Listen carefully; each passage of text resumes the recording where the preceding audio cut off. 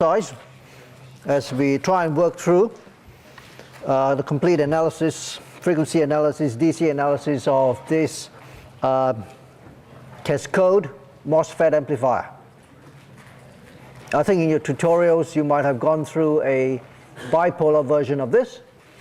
The principle is basically the same, except the transistor models are different, and you need to be familiar with both types of small signal models for the bipolar and for the MOSFET. Now, this circuit here as it stands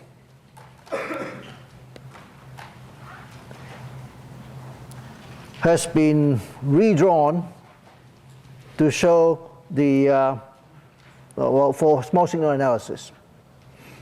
Now, for small signal or AC analysis, the power supply looks like ground. And that's why all the power supplies have disappeared, and any component that's connected to it will end up being terminated to ground. Well, there should be ground here as well. Okay? Now, so the next step is to do a low frequency analysis, or maybe we should do a mid-band analysis. Obviously, with mid-band analysis, all these capacitors C1, C3, and C4 will be short-circuited. Now, obviously, I've not included C2 in here. I say that C2 is very large, so at whatever frequency of analysis you use, C2 will look like a short circuit. All right? I just want to use that to simplify a lot of things. I've already explained why C3 looks like a bypass capacitor, that it will affect the low frequency performance. These two are basically coupling capacitors, C1 and C4. Now, over here, I've drawn, maybe I'll just go back one step. Instead of doing a low frequency analysis, I should do a mid-band analysis first, in which all the capacitors are either short-circuited or open-circuited. Well, in the event, right now, I'll come back to this a little bit later on.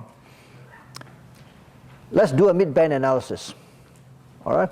So if you're doing a mid-band analysis, C1, C3, and C4 will all be short-circuited. All right? And if we replace these transistors with its models, then all those internal capacitors, CGS and so on, CGD, will look like open circuits. Well, maybe what I'll do is I'll redraw this entire circuit, replacing M1 and M2 with a small signal equivalent. All right? Are you all with me? All right, I'm just drawing everything as it is here without excluding any of those capacitors. So maybe let me cross this one out first for the time being. Okay? And I'll come back to it. We'll have a look at the next, well, let's call this fellow VS. All right? Now, let's go to the next page.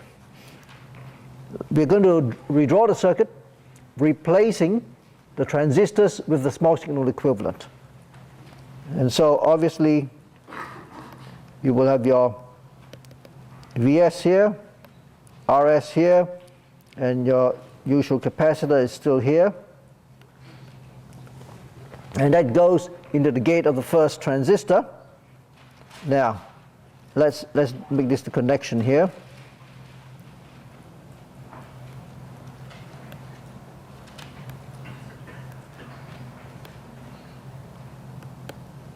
This will be your CGS1,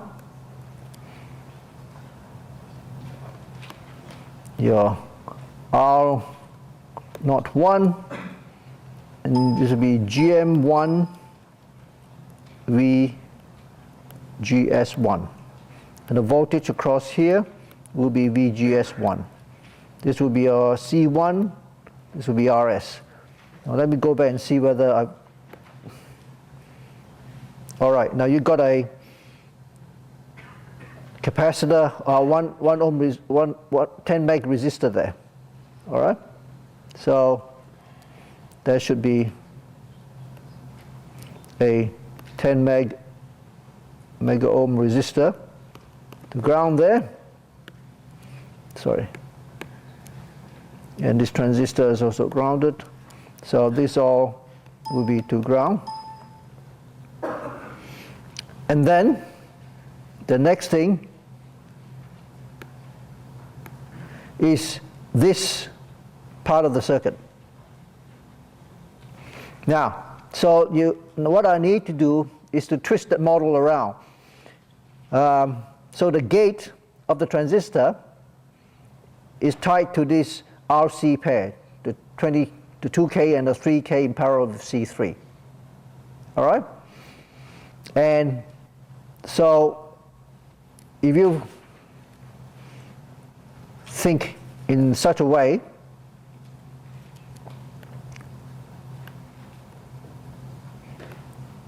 the current source will look something like this.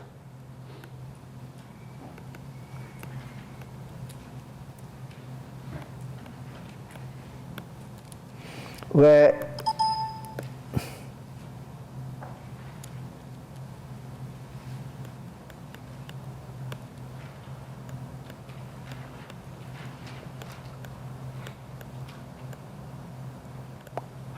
and connected to this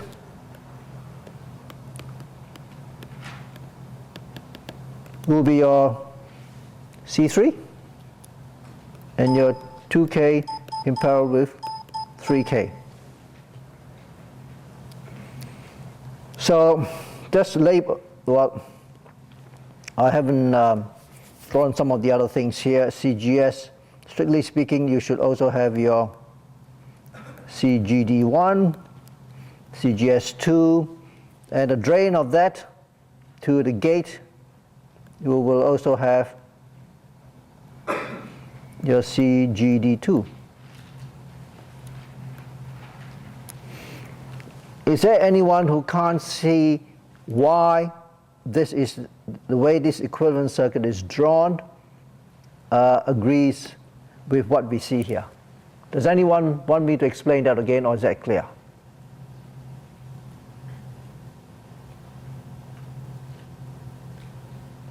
There were a lot of blank stares there. Are you all happy with it? Yes or no?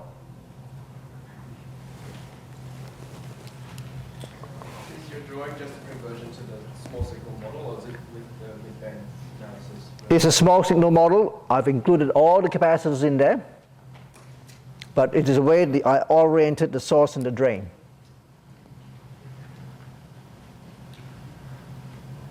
All right, the middle oriented the source and the gate. So normally, this transistor here, all right, you normally have looked at a model that looks like this, right?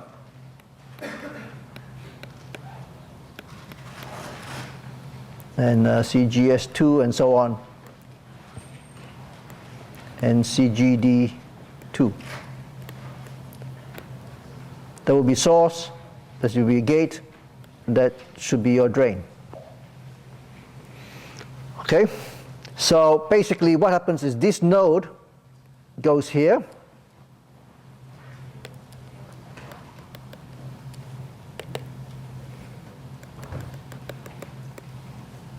and this node drain goes here, and this node is connected to here.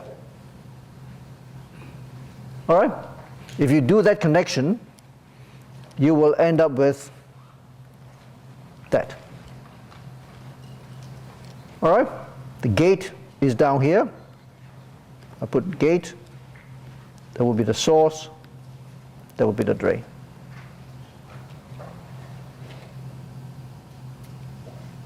What about the two resistors? Which two resistors? 10 ohm or 1 ohm? Which one? These ones? Yeah, the load on the right side. This one? Well, these ones will appear down here. They are connected to the gate. Now, when you look at this circuit here, do you understand why this appears here? Because when you go back to the original circuit, here, you're looking at this node. You're looking at this node here. So an AC signal or small signal, that supply rail looks like ground. So when you look at this, these two resistors, the 2K and the 3K, will appear in parallel.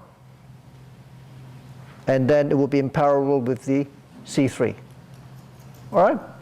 And that's why you will end up like this. Okay? And then when you replace this with the small signal, that's all there is. So this part is the small signal equivalent circuit of a MOSFET M2. And all denoted by the GGS2, GM2, VGS2. There should be an S here, VGS2. And so, now the important thing is that this is the gate to source voltage. So the VGS2 is from this potential to that potential. Is that clear? So you need to be careful with your signs. Now let's have a look at the output. At the output,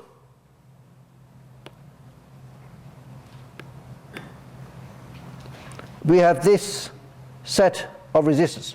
That's a 10K that goes to your supply, and this is a 1K which is supposed to be a load, and this is a coupling capacitor. So there's nothing difficult about that. So we just have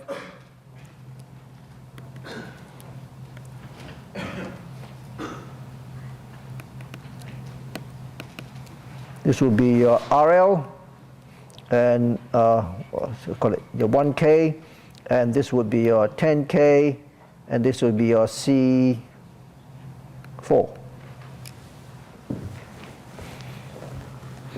All right, is everybody happy that this is now the complete small signal circuit that allows you to do the of the entire amplifier that would allow you to do a small signal analysis? It doesn't say whether I'm doing low frequency, high frequency, or mid band. I just left all the capacitors in there, whether they affect the low frequency performance or high frequency performance. I left everything in there. Now, the point is we then proceed to do a mid-band analysis, and then we do the low frequency analysis, and then we do the high frequency analysis. It will all be based on this figure, because this is the above figure or circuit is for AC or small signal analysis. And that small signal analysis, firstly, it could be a mid-band. You then could do it for low frequency,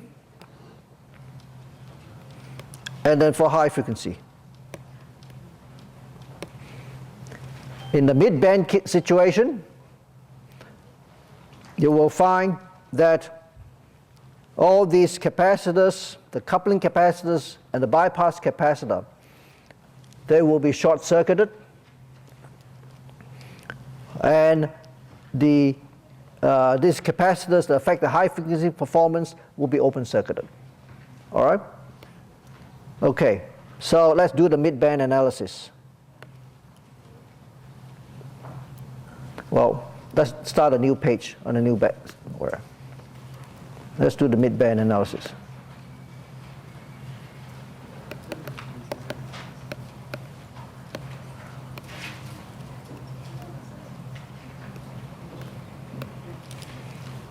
Well, capacitors C1, C3, and C4. At mid-band analysis, they'll be short-circuited. Capacitors CGS1, CGD1, CGS2, CGD2. What do you do with them? Open circuit. Agree?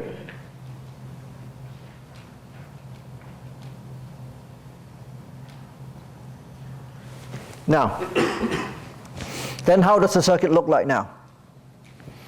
The circuit will look something like this.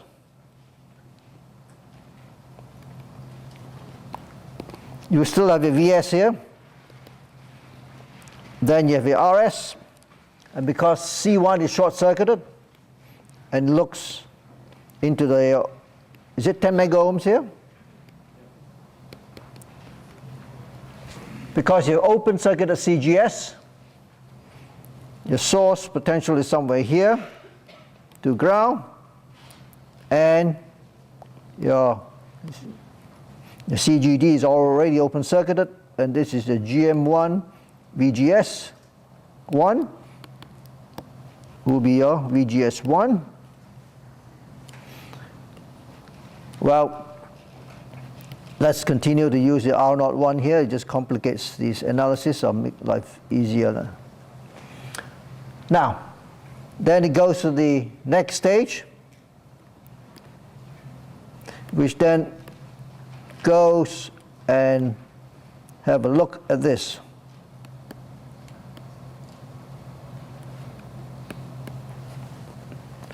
Am I going too fast? Or you? Because at any point you don't follow me on this, please stop me. All right? Now, the source here, I just draw it like this because the 2K in parallel with 3K in parallel with C3, that mid-band is all shorted out. All right? It normally should be sitting here. And this would be your VGS2, and this is GM2 VGS2. CGD2 disappears, CGS2 disappears, they've all been open circuited. And then this drives into the load, well, which is your 1K in parallel with your 10K.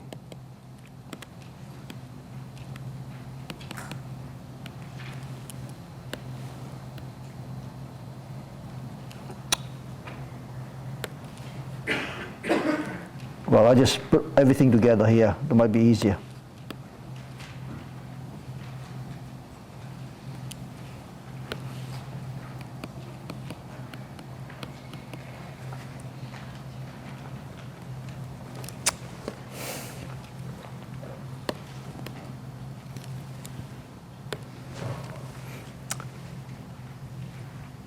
Any questions? Right, so are you convinced now that this is a circuit that you do for small signal analysis to get the mid-band gain? Now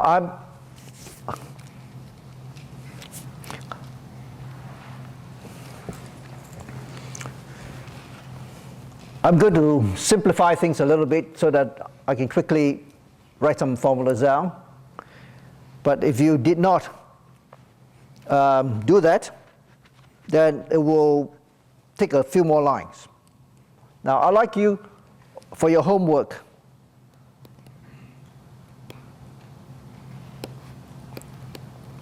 to analyze or obtain, we'll call this V0.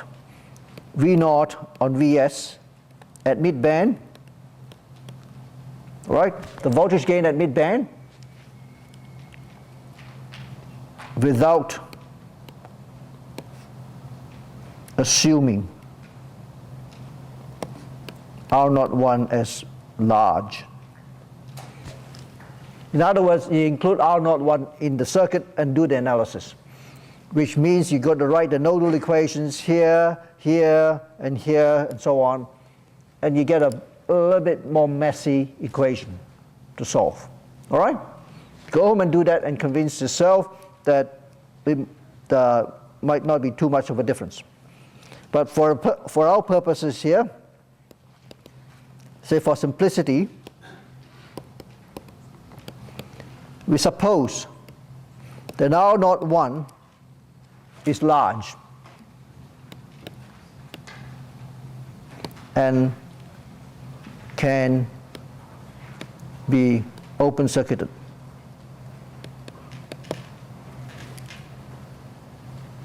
All right? So then the circuit becomes, well, I'll go to the next.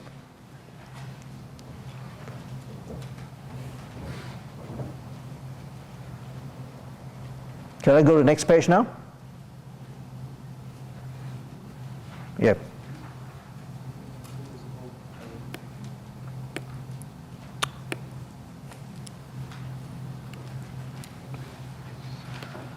The circuit will look something like this.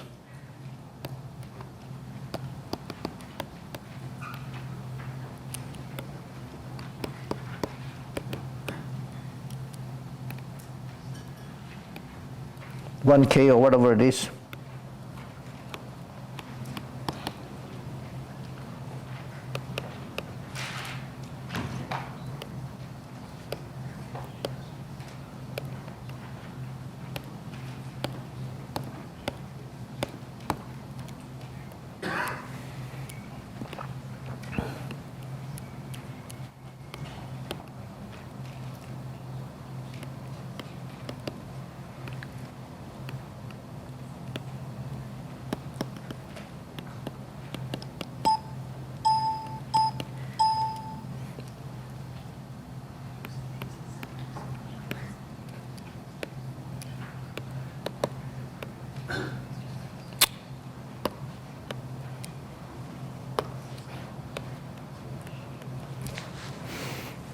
Right? I just removed the R01 for simplicity, so that I can write down the answer. Okay? Did you make the same assumption for R02? Did I leave something out? Just hang on. R02 and R01. Oh, sorry. I should also say, suppose R01 and R02. Yeah. All right, if I say that R01 and R02 is very large, then that effectively leaves me with this thing.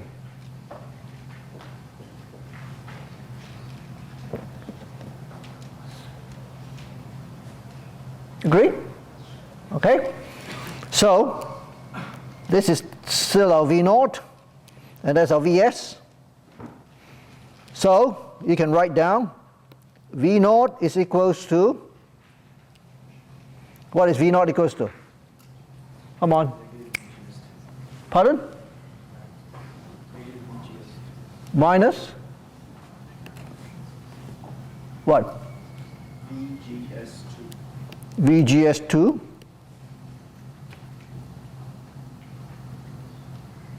Is that the answer?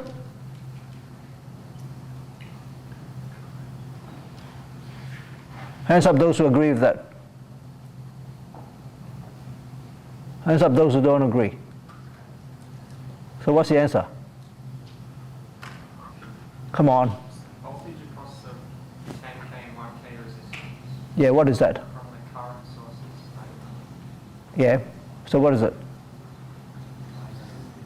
Come on. Right. So your GM2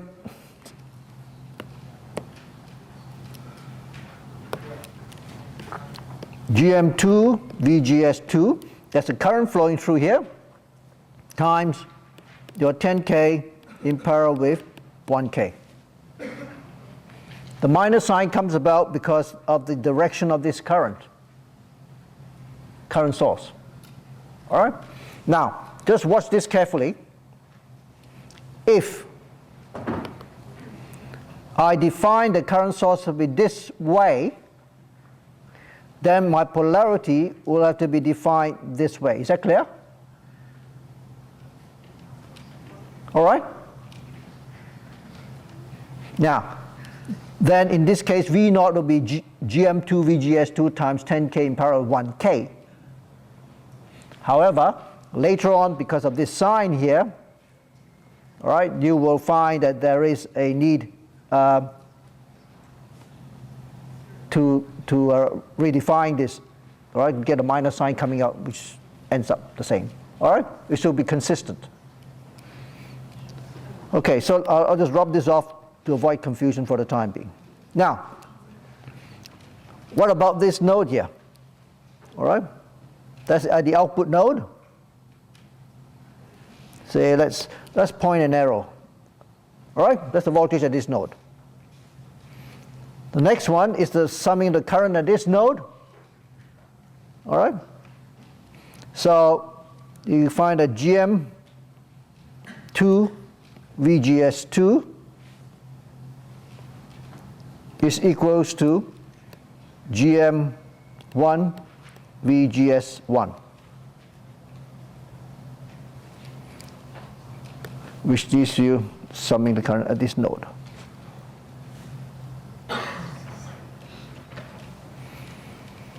Now, what is VGS1?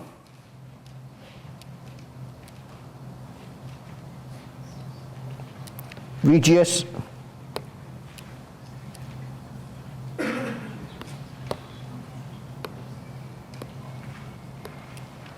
what is VGS1?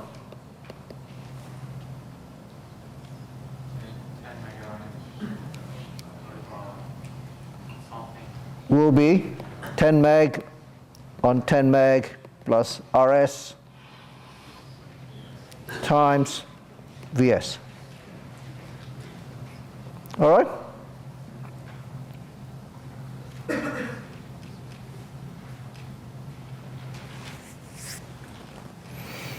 Okay, so now can you convince yourself now you have all the ingredients here to find out what V naught and Vs is. All right, I'll let you sort the rest out.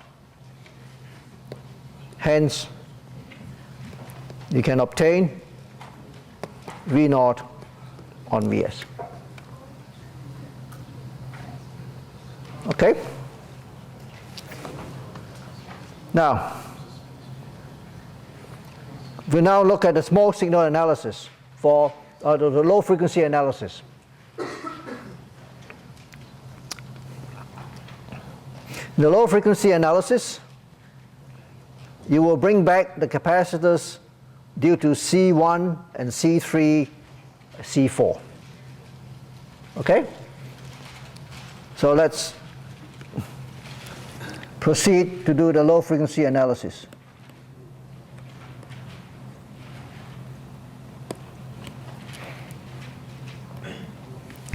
So you need to consider the short circuit time constants due to capacitors C1, C3, and C4, CGS1, CGD1, CGS2, and CGD2. What are they? What do you do with them?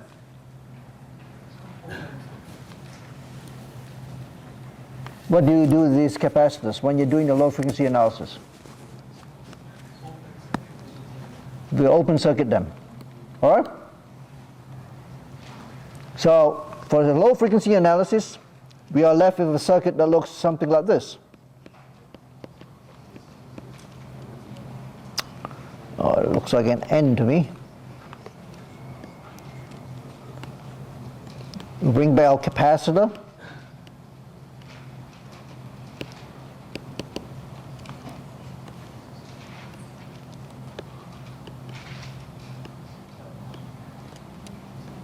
Now I'll just let the R naught remain there to make life a little bit more difficult for ourselves. This is your VGS1 and this is your GM1 VGS1. This is your C1, RS 10 meg, and this goes here.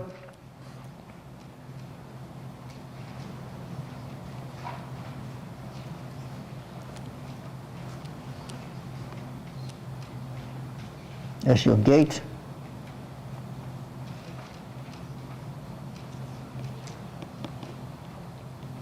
There's a 2K in parallel with 3K, and your C3. Hang on.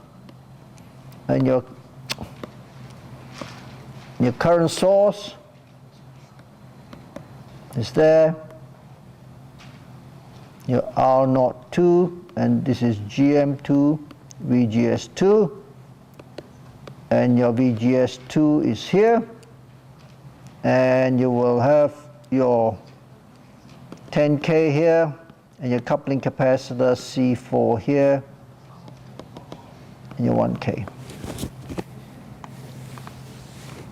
Is everybody not happy with that?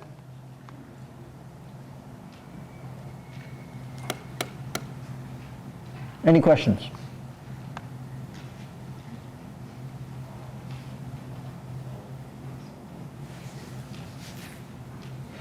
So there are 3 time constants that you have to evaluate. There are short circuit time constants.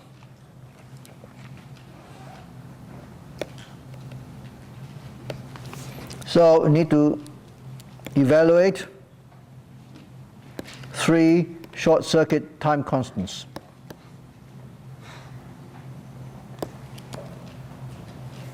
Firstly, the capacitor C1. What is the equivalent resistance seen by C1?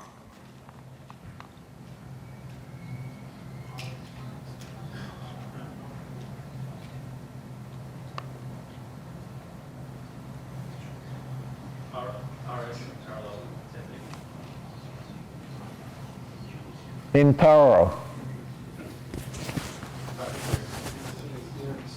In series or in parallel? Series. Good. So, we'll call that the short circuit time constant 1, or tau S1. That will be just C1 times 10 meg plus RS. Well, I won't bother going evaluating the numbers. What about C2? Tau S C2 will be C2 times what is the equivalent resistance that we'll see?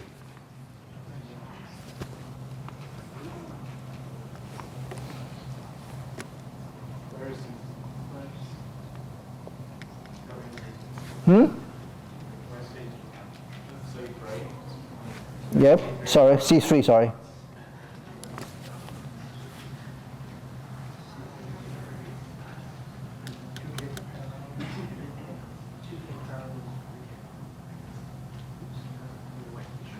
So what is it?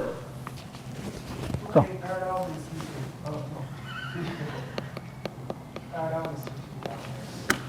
All those in agreement, say aye. The majority wins. C3, sorry. C4 will be C4 times what? What's the equivalent resistance seen by C4?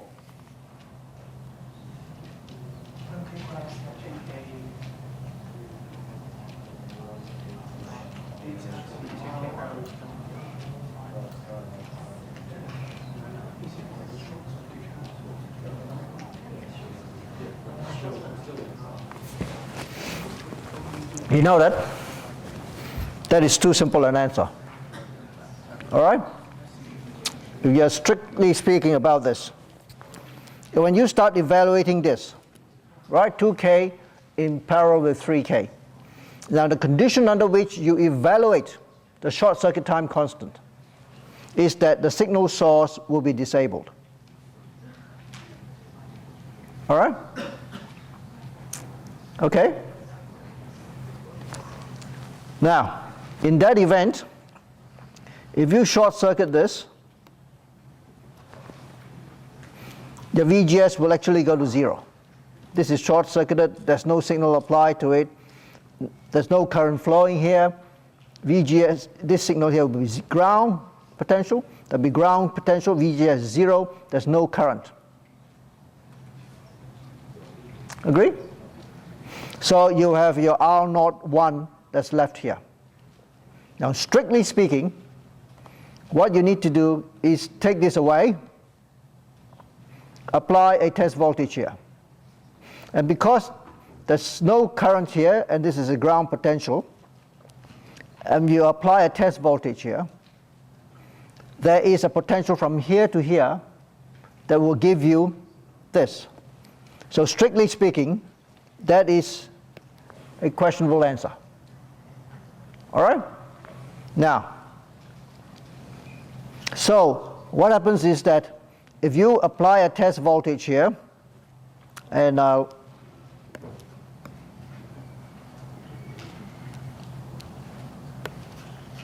take the capacitor away, that's the terminal you have. Okay? I want you to evaluate what you will see.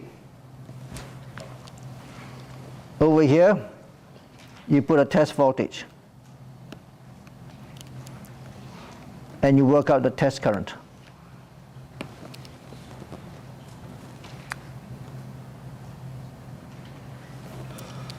Will you get that? The way this circuit is isolated from one another, all right, because of this isolation here. Whatever voltage you apply here, the only current that can possibly flow through here is I test.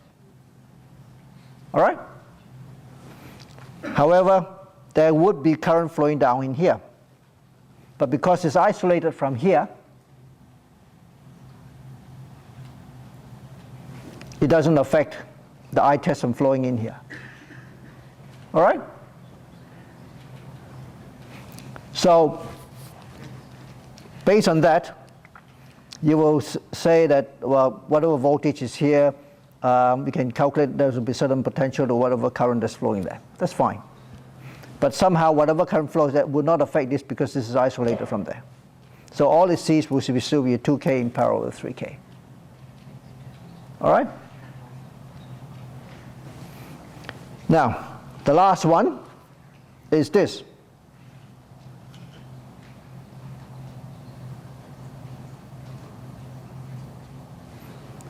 Let's see.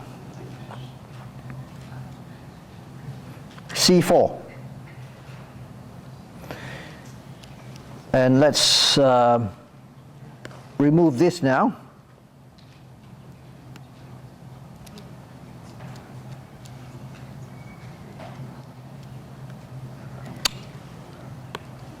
Let's put the capacitor back in.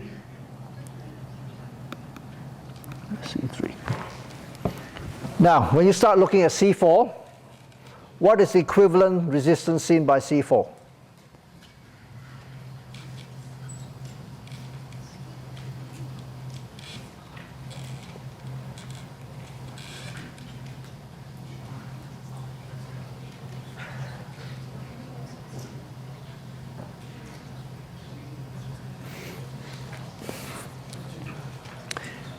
Now, we won't go through the details, and I want you to go and do that for yourself at home. Let's say when we deal with C4, we are looking at this. We apply a test voltage across here. And that test voltage here, say, something like this. Now, what you need to work out is that what is the impedance seen looking here, taking into account R01 and R02. All right? Say R0 star. All right? If you don't like to, just remove this entire circuit on this right-hand side, apply a test voltage, calculate the test current, and see what you get for R naught star. Okay? Then you will go back and say that okay, suppose you have evaluated R naught star. So what is the resistance seen by C4?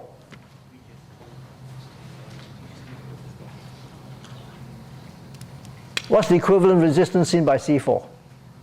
It's R star parallel with the And plus 1K.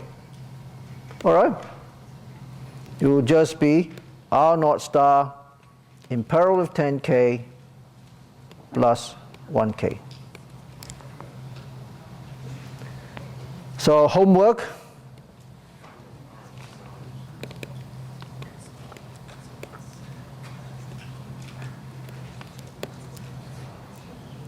Evaluate R naught star. Now obviously, if we assume that R naught 1 and R naught 2 is very large, then R naught star will be infinite. All right? That's easy. There's 10K plus 1K. Yes? When you turn off Vs and you say that VGS1 is 0, and shouldn't VGS2 also be 0, and then you can just see the resistance 0 to C4, and that is R01 plus R02 is parallel with 10K plus 1. Now, okay. When you evaluate, in the context of evaluating R naught star, is that your question? What's the question? What if you just say that VGS1 and VGS2 is 0, because Vs is 0, and then you just make a loop and go through saying R. If I say that VGS, the only reason why I can say that VGS1 is 0 is when I short out the independent signal source Vs. All right? Now, but that doesn't mean that VGS2 is 0. All it says is that because VGS1 is 0, this current source here has got 0 current. But R naught 1 is still connected here. Now, so depending on where you apply your test voltage, if it's across here or across there, it will have an impact on this voltage at this node. All right? Because there could be current flowing down here through R naught 1 from this dependent current source. This dependent current source is 0 when we short Vs is because VGS1 goes to 0. All right? So when you apply a test voltage across here, under the condition that Vs1 is shorted, it will only disable this current source here. And because you apply a test voltage here, this test voltage across here, this dependent current source depends on the voltage across here. All right? Now, obviously, when you apply a test voltage here, no current is flowing through here, and this is actually short-circuited. This is actually a ground. All right? Because you're looking at evaluating this capacitor here. Because when you evaluate the time constant due to this capacitor here, this will be shorted out. All right? So that test voltage will have an impact on the voltage here. Even if this is grounded, there will be a VGS2 which is not 0. Okay? So it will be a good exercise for you to go home and try and find out what R naught star is. Okay, so we've got all the time constants now. So assuming a dominant pole situation, right, suppose a P1, P2, and sort of P3 will be given by the sum of the short circuit, sum of the inverse of the short circuit time constants. It will be tau SC1 plus 1 on tau SC2 plus 1 on tau SC3, C3 and tau SC4. You sum all this, assuming that this is the dominant pole, So P1 is approximately given by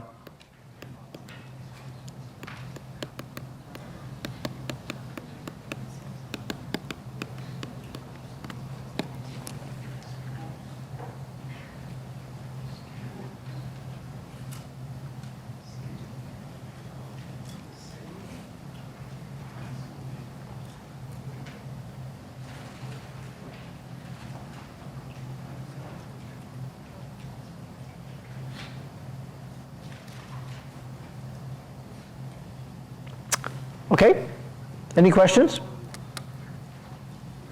Now, let's go and proceed to the high. Can we go to the high frequency analysis now?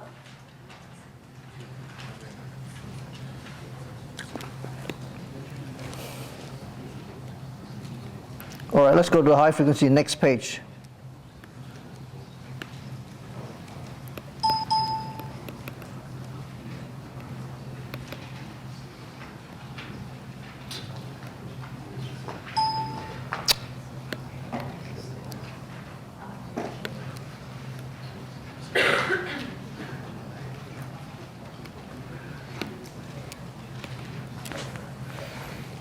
All right, the high frequency analysis, the capacitors that affect your low frequency analysis will look like short circuits.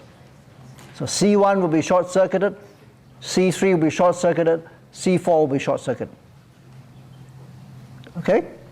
So the only capacitors that will be left in the circuit will be your CGS1, CGS.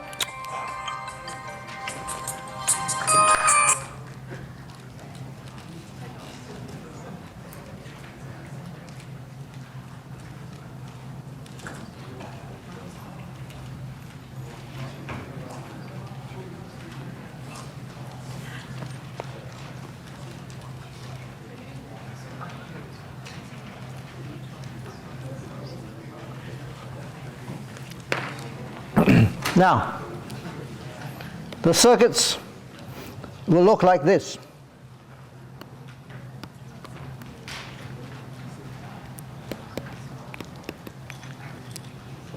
And what you have here will be something that looks like this.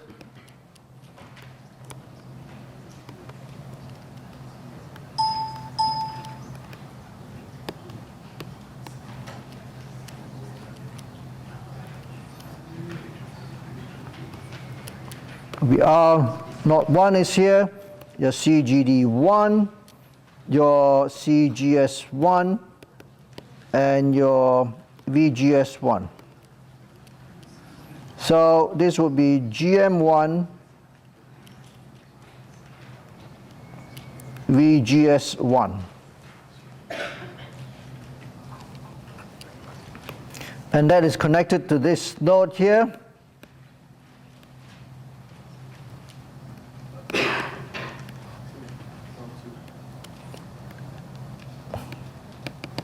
That's your gate, that's your source, and that's your drain node here. And this will be your 10K in parallel with 1K. And this would be your capacitor CGS2. And this would be your CGD2. So these are the 4 capacitors that you need to evaluate the open circuit time constants to get your upper 3 dB point.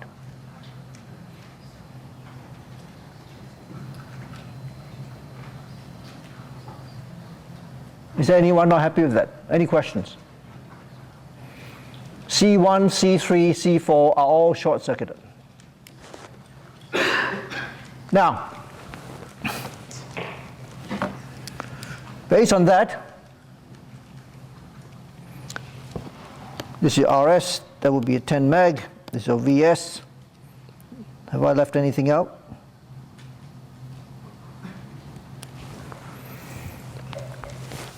Now, when you look at this circuit here, it requires a little bit of thinking. In terms of the open circuit time constant, when you evaluate the time constant associated with CGS1, that is relatively simple because you open circuit the other capacitors, right? Now, I just do this one first because the other one's a little bit more complicated.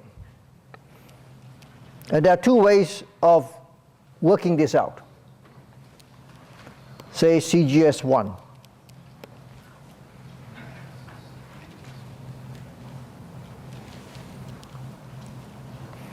That is a time constant seen by CGS1 only, with the condition that CGD1, CGS2, CGD2 are all open circuited. That's why we call it the open circuit time constant.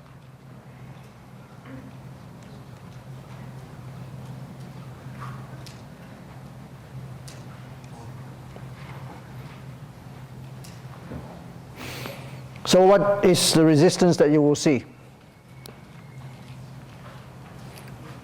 So open circuit time constant of CGS1 is equals to CGS1 times what?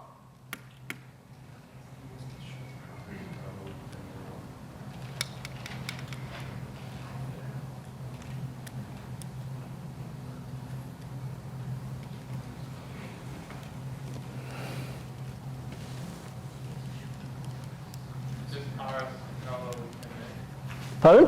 RS in parallel with 10 meg. That's right, RS in parallel with 10 meg. Now that's an easy one. Now remember, CGD1, and just like the collector base emitter capacitance, has a Miller effect problem. All right? You could do a Miller transformation of that if you want to. Now, if you're going to do a Miller transformation of this, what would you do?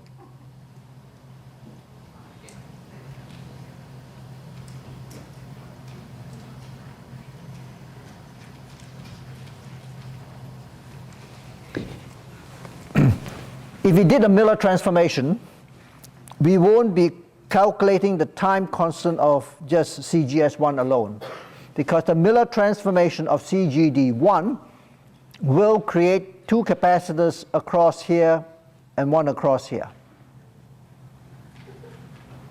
Okay, suppose that we did a Miller transformation.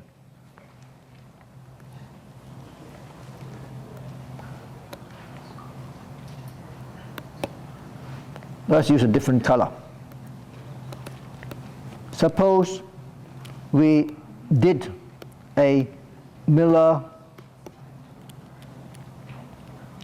transformation.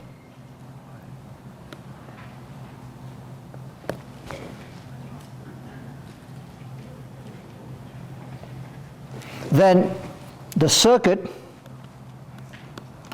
will look something like this.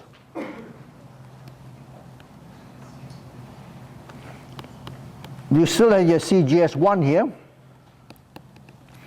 and a Miller transformation will give you a CGD dash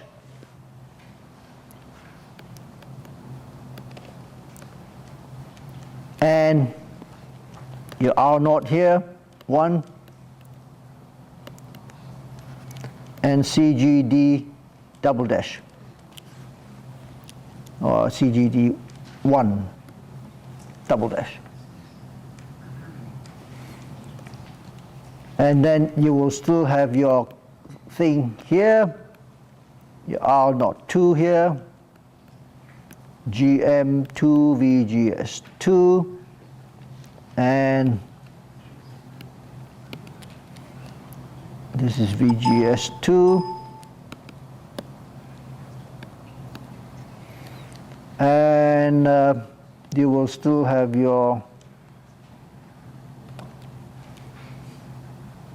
well, strictly speaking, you will still have this capacitor here. You will still have your CGS2 here, and CGD2. That would be your 10K in parallel with your 1K over here. If you did the Miller transformation of CGD1,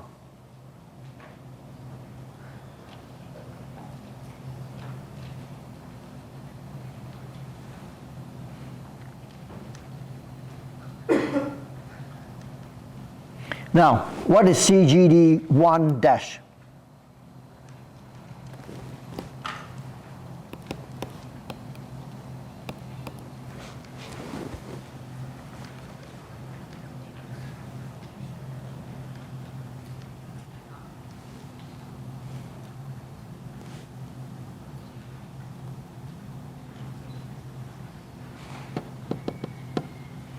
Anyone?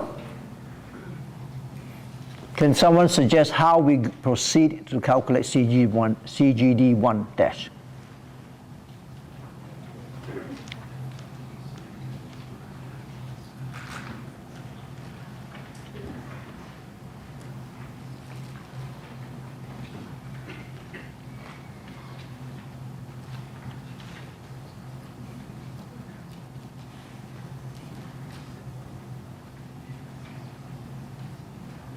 Say something. Where do you start?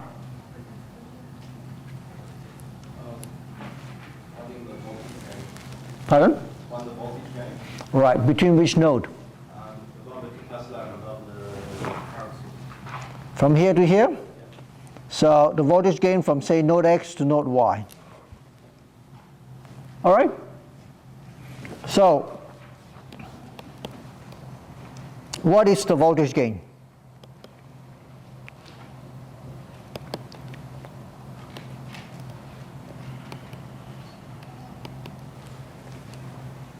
Node X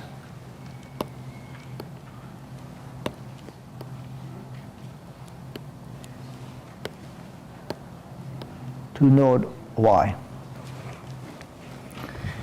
Now, that voltage gain is really evaluated at mid-band. Agreed? Okay, we did that in the Miller analysis a couple of weeks ago, a week ago. Now, when we do that, didn't start from the top of the page again. I did. Oh gosh, sorry. Now, when you do that,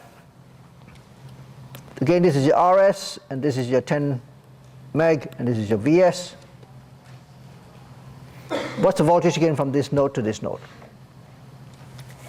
Now, in evaluating that, all the other capacitors are open circuit. You agree?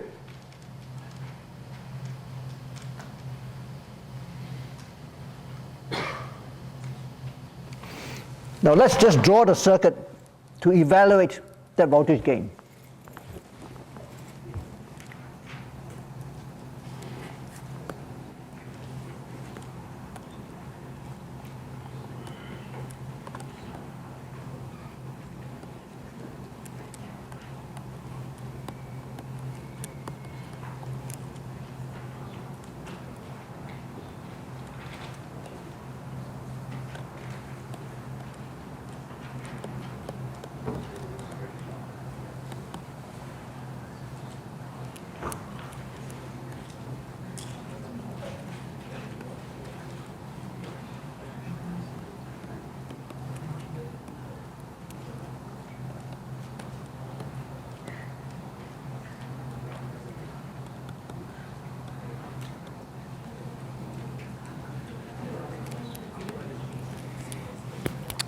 So it's your node X and your node Y. And this is GM1, VGS1. And your VGS1 is over here. All right? Now, what I want you to do is this.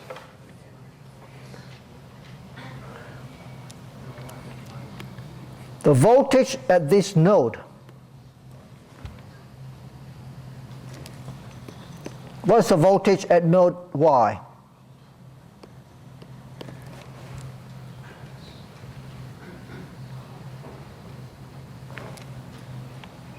Suppose we look back into the source of M2 and we call this, say, R2. I hope I don't have R2 somewhere in the circuit. Do I have R2 in the circuit? All right. Or maybe you should call it RS2 or RI2. What do you call it? What would you like? RI2 we call it. We look back into the source of M2. What is it?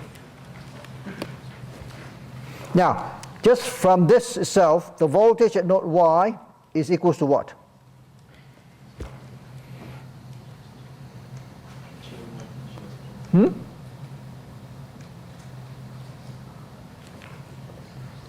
What's the voltage at node Y? Suppose we know what Ri2 is. Yes? The current through RO1 and RO2 in parallel. All right. And that is equals to? VGS1, GM1, VGS. GM1, VGS1, R01 in parallel with Ri2. And minus sign, because the current is flowing this direction. So the current will be flowing up here. Now, what is Ri2?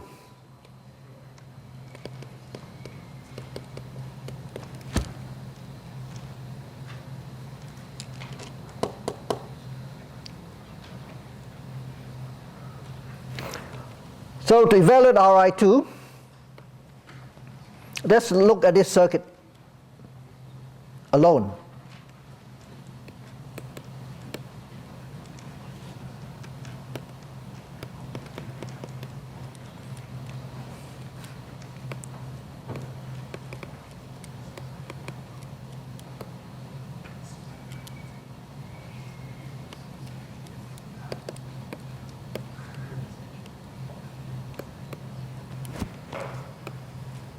So we apply a test voltage here.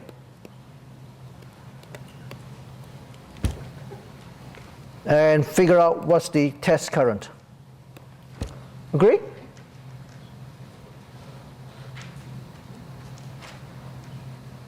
What do you get?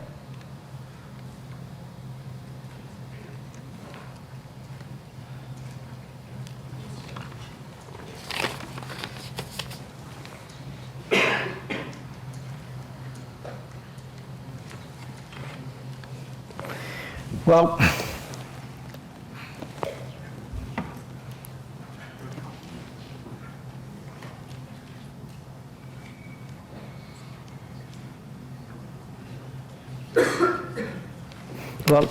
I'll give you the answer in short. Just make sure I copy the right one up. Because what you have here is that the current that's going to be flowing through here, and because V test is applied across this VGS too. So your V test is actually equals to minus VGS2. Do you agree? And so therefore, the current flowing through here is what?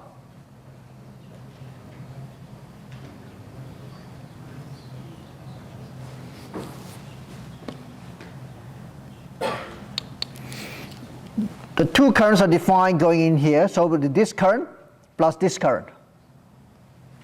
So it will be I test minus GM, this GM2 V test.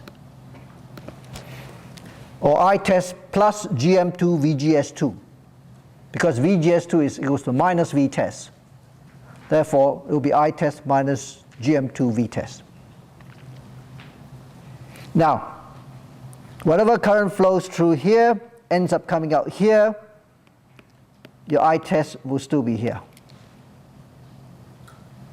Agree? So, to write down the KVL of this whole loop is what? V test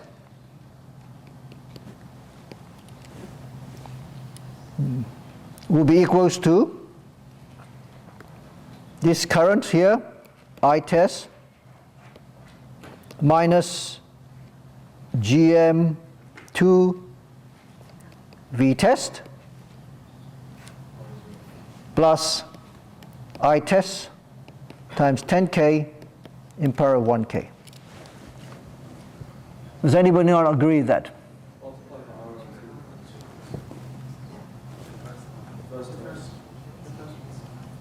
Oh, times, yeah, R naught 1, sorry.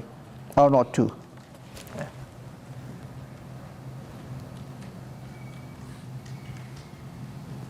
Agree? If you solve that,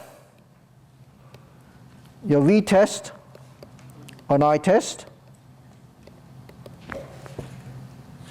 what do you get? You will get R naught 2 plus RL on 1 plus GM 2 R naught 2.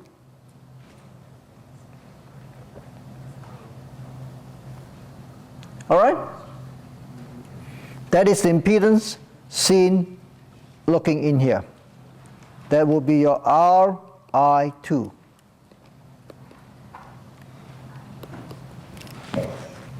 Now,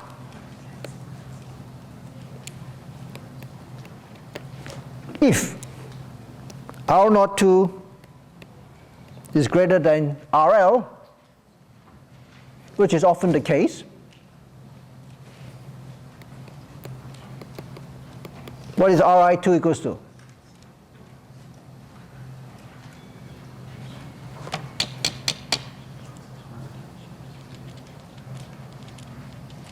R naught 2 on 1 plus G1. 1 GM2. 1 on GM2. This is an important result. Whenever you look into the source of a transistor, I repeat, whenever you look into the source of the MOSFET transistor, the impedance that you see, a first order value, it will always be low. The equivalent resistance that you will see is approximately 1 on GM of the transistor. So if you know the transconductance of the transistor, you know the GM of the transistor, which depends on the biasing current, you can evaluate the resistance that you will see looking into the source of the transistor. And that's exactly what we are doing here when we look into this. That is the source, that's the gate, and that's the drain. Now, if I ignored R naught 2 from the very beginning and made it open circuit, you would have got that answer in one line. All right? I deliberately not do that. I included everything in there. But when you make the approximation right at the end, you can see that the equivalent resistance seen looking into the source of a transistor is 1 on GM for the MOSFET. Now, in the case of the bipolar transistor, I want you to go back. I think you've done this. There's some examples in the tutorials and so on. And remember this.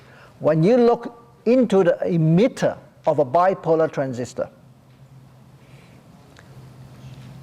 it will be approximately equals to all the resistance in the base circuit divided by beta plus 1. Now, if the external resistance associated with the biasing or the input of the BJT transistor is small compared with R pi, then the impedance or resistance that you will see looking into the emitter of a transistor is also approximately 1 on the GM of the bipolar transistor. Just go back and work that out. All right? Don't work that out during the exam time. In the exam time, you would know this by heart. That when you look into the emitter or look into the source of the transistor, MOSFET transistor, you would know that it is going to be approximately 1 on the GM of the transistor. Is that clear? And this is an important observation that you need to understand. And for the rest of the class who are not here, well, they'll have to figure that out. Now, so what we've done here is that we have enabled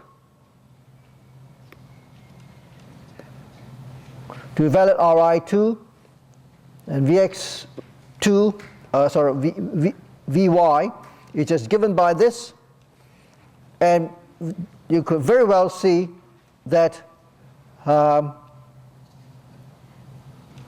let's go back to the green, and we'll go to the next page, that your Vy, it will be minus GM1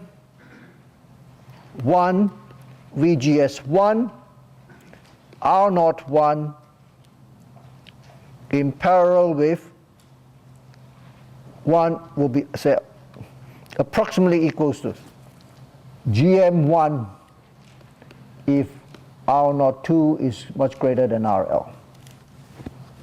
Agree? Oh, sorry, GM2. Sorry. Now, and if R01 is much greater than 1 on GM2, all right, then Vy is approximately equal to minus GM1 times VGS1 times 1 on GM2.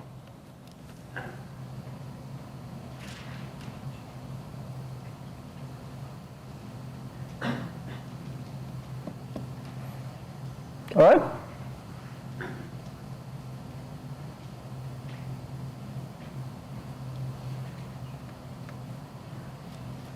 Now,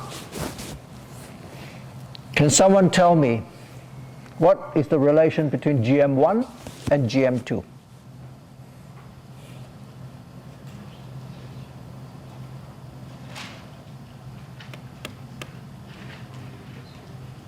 By the way, is this whole exercise too confusing for everyone, or are you following it? All right. So what do you think is the relationship between GM1 and GM2? In your lecture notes, what's the equation for GM1, for the GM of a transistor? Just flip back to your notes. Someone tell me.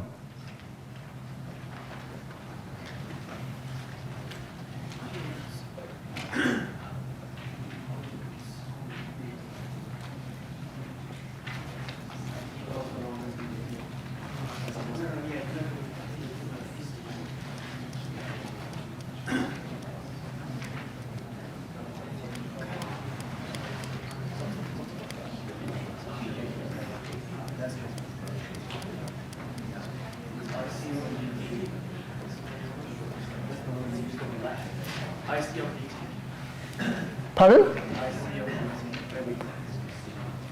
I beg your pardon? Never mind.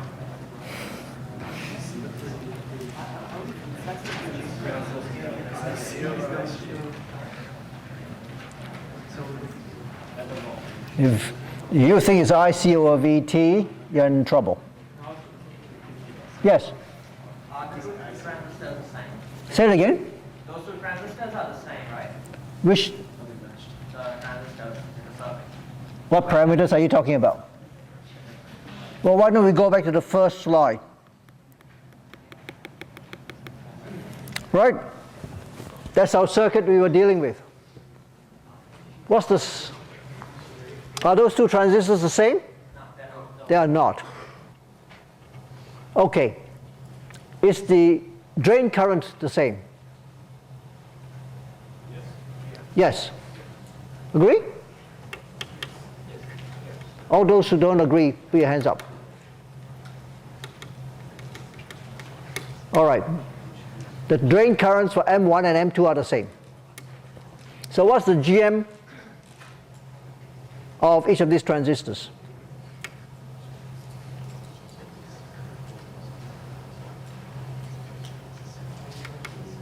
Now you flip back to your notes. What's the expression for the GM of the transistor? Drain current over the gate current.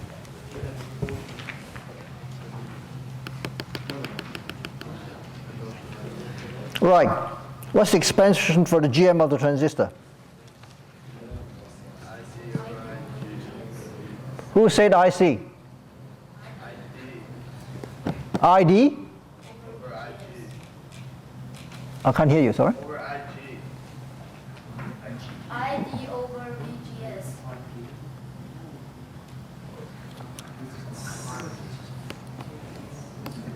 Off.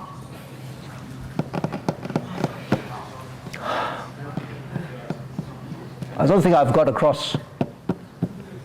Look, the drain current is given by what? A half Kn, right, which is mu naught COX, W and L, VGS minus the threshold voltage, squared.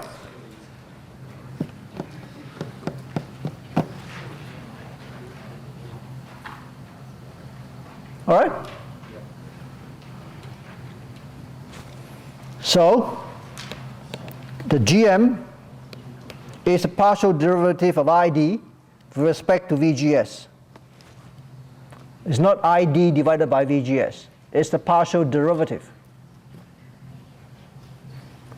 which gives you Kn, W1L, VGS minus T.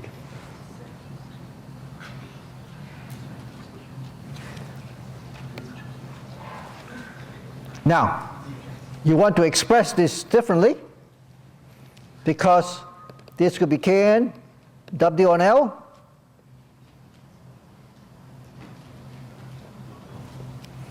VGS, the square root will be the square root of ID divided by the square root of a half Kn W1L. Agree? All right? Any objections about that?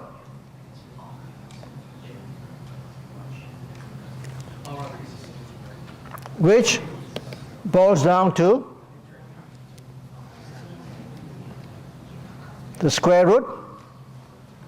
The Kn here will be 2 Kn W1L times the square root of ID.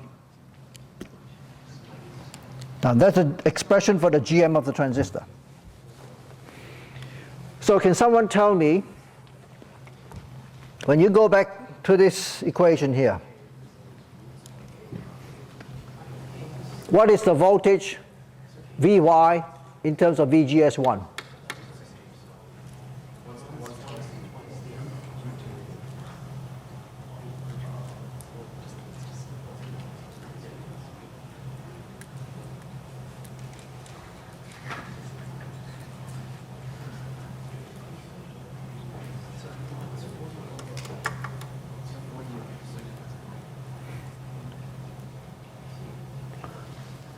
M1 and M2, are they the same? What is common between M1 and M2? The same current flows through that. All right? So, what is GM1?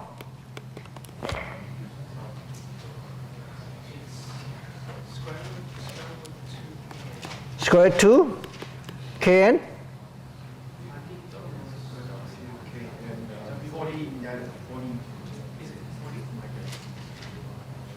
what is that?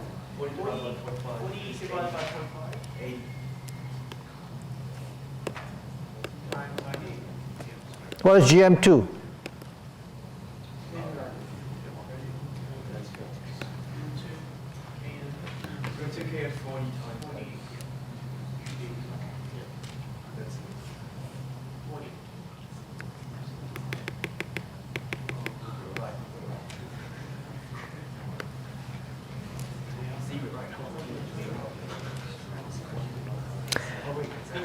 Could someone tell me which is M1 and which is M2? Okay, we got them switched around. So M1 is 40 and 2. Yeah, that's a bit better. Not bad.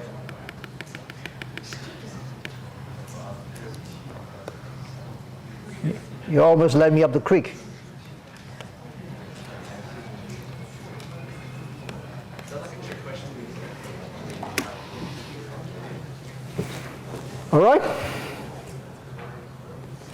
So, what's the ratio of GM1 to GM2?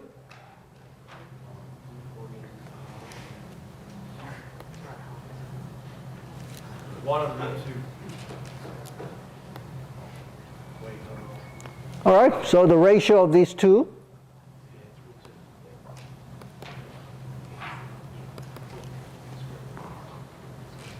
will be what? The square root of 40 divided by the square root of 80. All right? Which is what?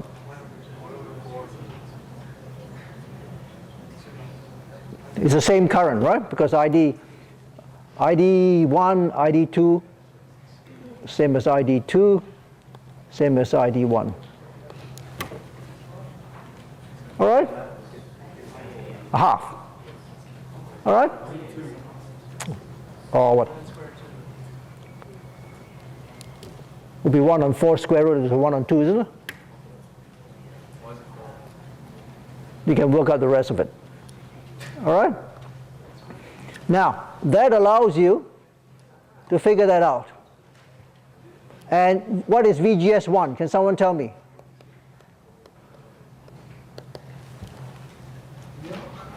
What is VGS1?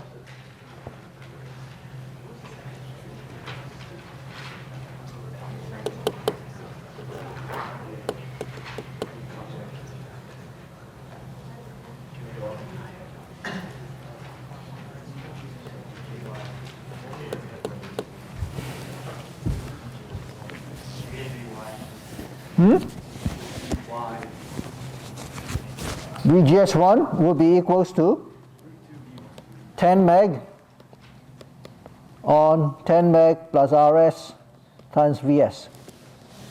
All right? But what we are really looking for is VGS1 is the voltage gain from node X.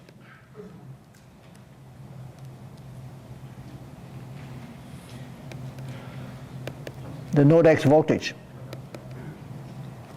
So we don't need that. So therefore, the Vy on Vx is actually a Vy on VGS1,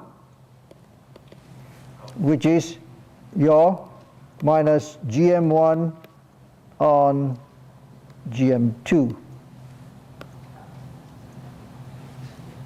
All right?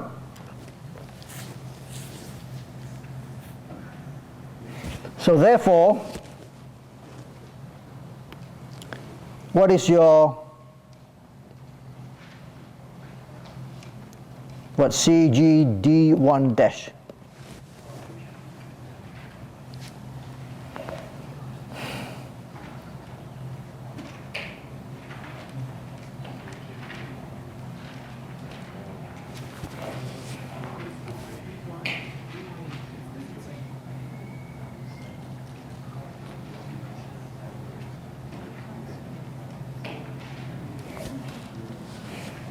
Can someone remember where you got that part of the notes from? It will be 1 minus GM1 on GM2 times CGD1. All right? Now, what about CGD2?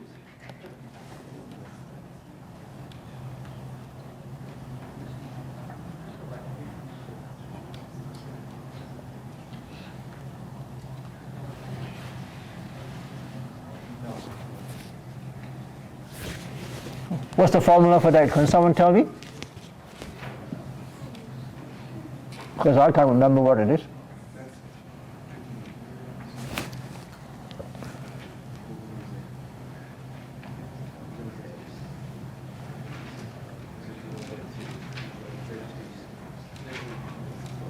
Can someone look up the notes in front of you?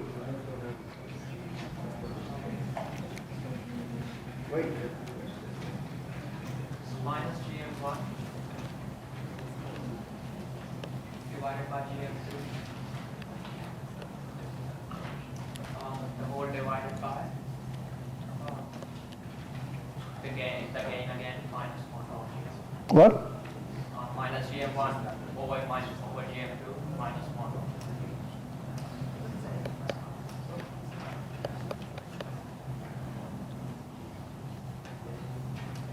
GM1 minus GM2 minus 1. You talking about that?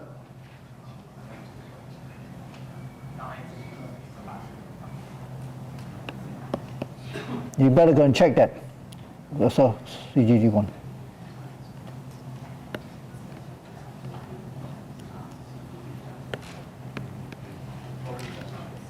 Well, better check the correctness of that. All right? I got some signs wrong somewhere. It can't be a negative capacitance, whatever it is. If you end up with a negative capacitance, you've got something wrong somewhere. Because it's negative on top as well, so it cancels out. I know, but just in case you make a mistake somewhere, you end up in your calculation with a negative value, then you made a mistake. That's what I'm saying. All right? Anyway, this exercise shows you how you can use the Miller transformation and get that. All right? If you proceed along this path by using the Miller transformation, then your short circuit time constant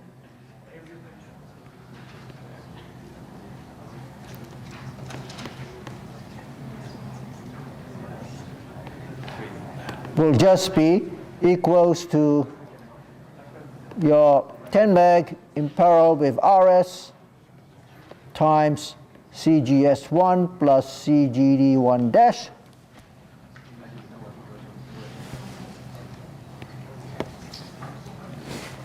and what is the time constant associated with CG double dash?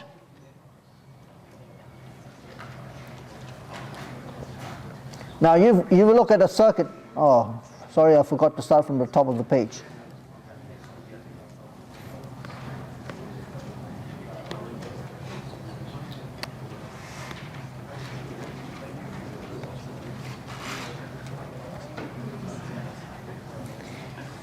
Now, if you did the Miller transformation, then the time constant of CG dash, CGD double dash will be associated with this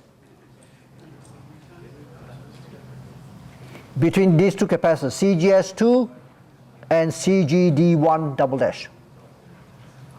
All right? So you get one time constant with that, one time constant with that, and one time constant with that. Okay? Now, what happens is then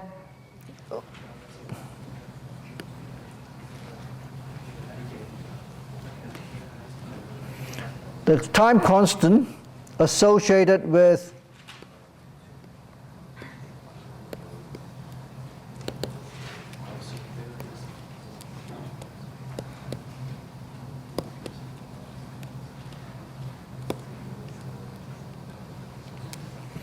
will just be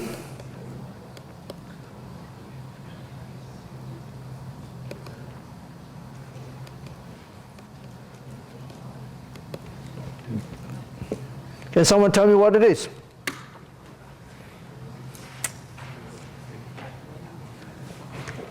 What is the open circuit time constant?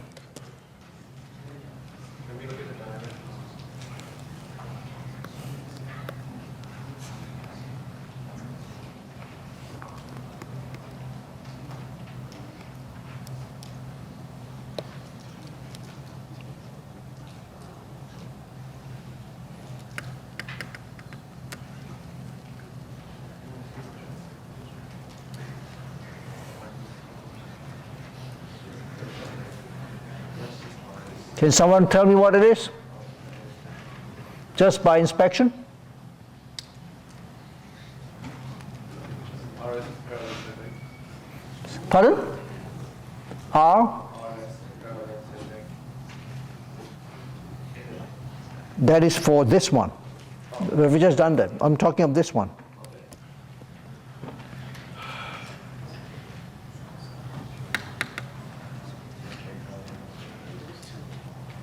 Come on.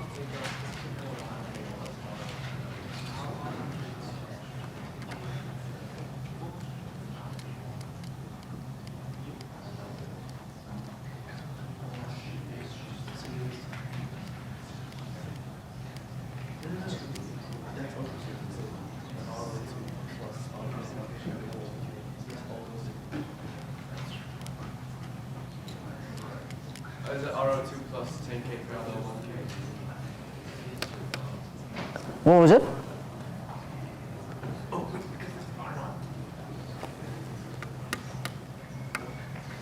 Can someone tell me what is the equivalent resistance seen by CGD double dash, CGD1 double dash and CGS2? Because effectively these two capacitors are now in parallel. You want to figure out what the equivalent time constant these two capacitors will see, CGD double dash and CGS2. Come on, quick.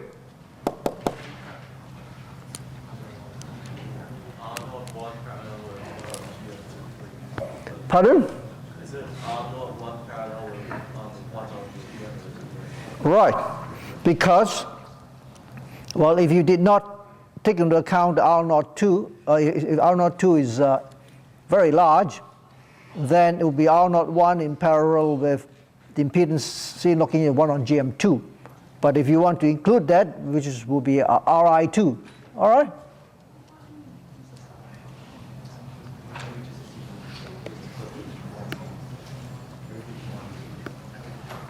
Will just be your CGD1 double dash plus CGS2 times R01 in parallel with RI2.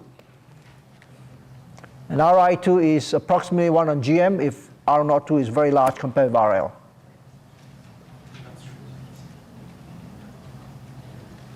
Agree? Now, what about the third one?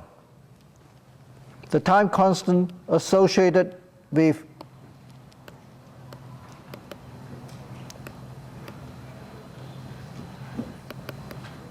of CGD2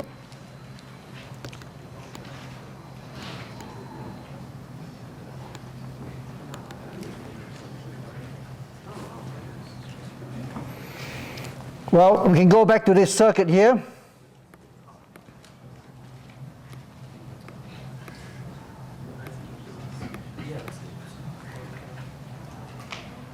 Let's call this impedance that you see looking in here as R02.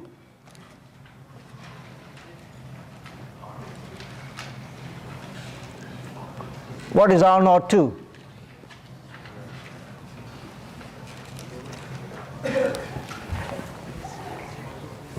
Can someone start off by telling me how you could evaluate R02?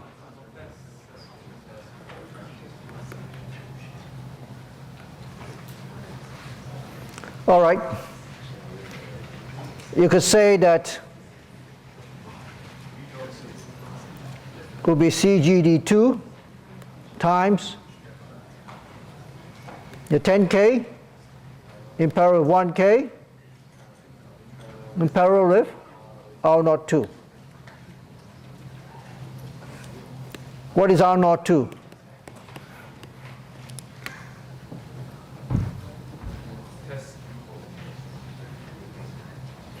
Your R02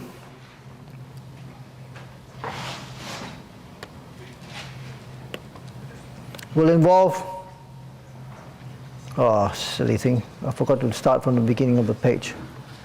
Will involve something like this.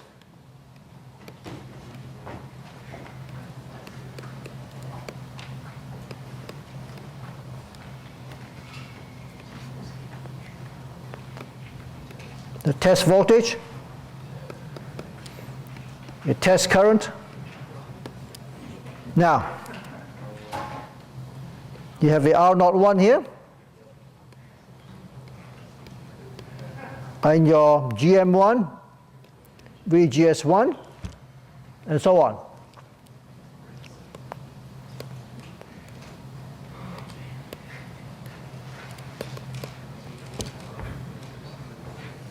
So what is the current flowing in here? Because we shorted this out, this is 0 volts, VGS will be 0, that doesn't come into the equation. That's all we have. All right? Now, if you proceed from here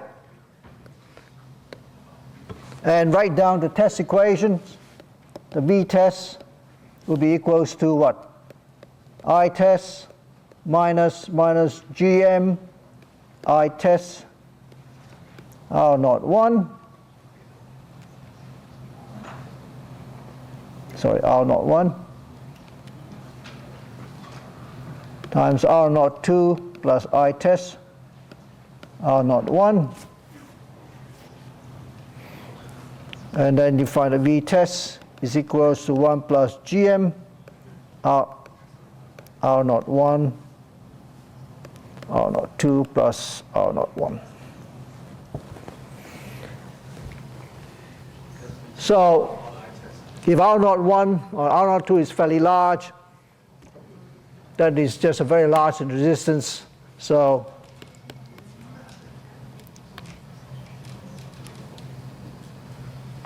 then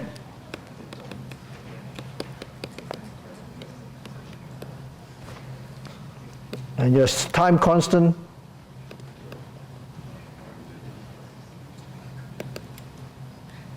is just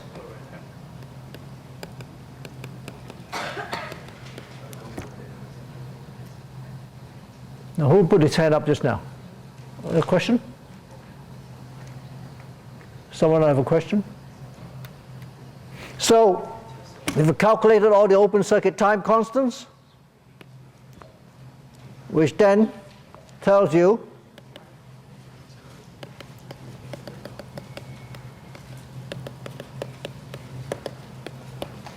will be sum of all your time constants, or open circuit time constants, which is what? Your tau open CGS1 plus CGD1 dash plus tau open of CGS2 plus CG1 double dash plus tau open circuit of CGD2, and you assume a dominant pole as this one. It's approximately equal to that. Are there any questions? Took us a long time to work this out. Yes? In the previous slide, I didn't got how you get the last equation. Which one? In the previous slide, the first equation, V test is equal to I test minus G minus GM I test.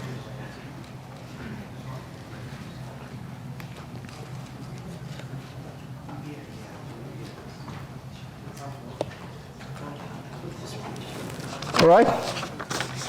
What have we got here? Well, apply a test current here, GM here, the current that flows through here will be equals to I test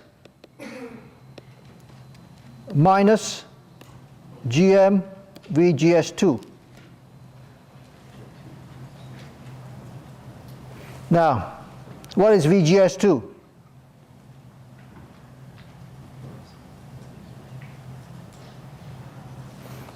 You look at the voltage across here, VGS2 is this.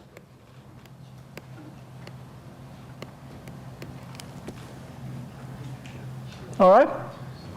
And just be careful and get your signs right.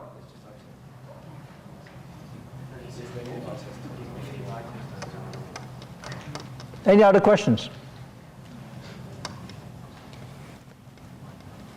So you can go back and do some of the exercises I suggested you do. And one thing you must recognize, and what I've noticed that you guys are still giving me the wrong answers as far as the GM is concerned. Don't get mixed up between the bipolar and the MOSFET. All right? I emphasize this again. Your exam questions can either be MOSFETs or bipolar. So you must know the difference between those two. Okay, on Thursday, we'll start another section. It's on feedback of amplifiers. The notes are available for downloading in the website. Yes? Now, the test will cover up to what we did today. It won't cover feedback. All right? Yes? I can't hear you.